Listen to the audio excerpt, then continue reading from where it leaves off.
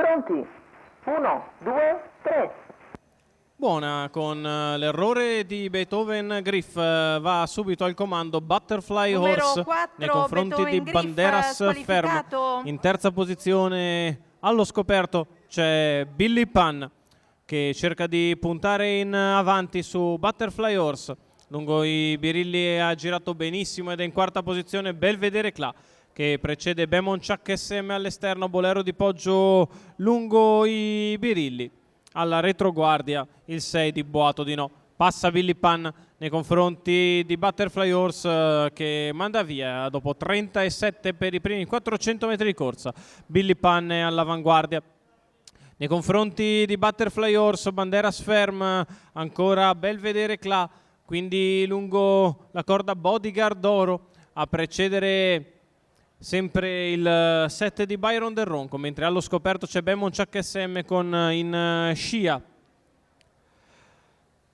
il 2 di Bodyguard d'Oro alla retroguardia, anzi il 6 di Boato di No alla retroguardia. 1-1-4 per i primi 800 metri di corsa, schema che si muta leggermente adesso con la mossa esterna da parte di Belvedere Cla che cerca di puntare in avanti dopo la curva passata in 15,9. 1.17,3 il primo chilometro, si viene il passaggio davanti alle tribune con in vantaggio Billy Pan nei confronti di Butterfly Horse. Al largo Belvedere Cla, lungo i birilli c'è Banderas Ferm con in pariglia esterna Bemon Chuck SM. Ancora lungo la corda Bodyguard d'Oro a precedere Boato di No. Alla retroguardia Byron Del Ronco, questo è il gruppo che ha passato in 14,5 la dritta delle tribune e si va ad allungare leggermente sotto la pressione in avanti da parte di Billy Pan che cerca di scappare. 14,7 per la curva, attacca all'esterno Belvedere Cla che mette sotto pressione il leader, li segue sempre Butterfly Horse, poi ancora Banderas Ferm senza spazio per poter correre perché chiuso lì da Bemon Chuck SM. Billy Pan che ha respinto Belvedere Cla dopo il miglio passato in 2 minuti e 4 decimi lungo l'ultima curva. Belvedere ripiega sotto e cerca di respirare. Billy Pan che davanti fa 14,6, viene in retta arriva in vantaggio. Belvedere che prova a tornare al largo, Billy Pan che si difende, Belvedere che attacca all'esterno, ma Billy Pan ripete l'ultima e vince facile nei confronti di Belvedere Cla, mentre sbaglia Banderas Ferm che lascia così al terzo Butterfly Horse.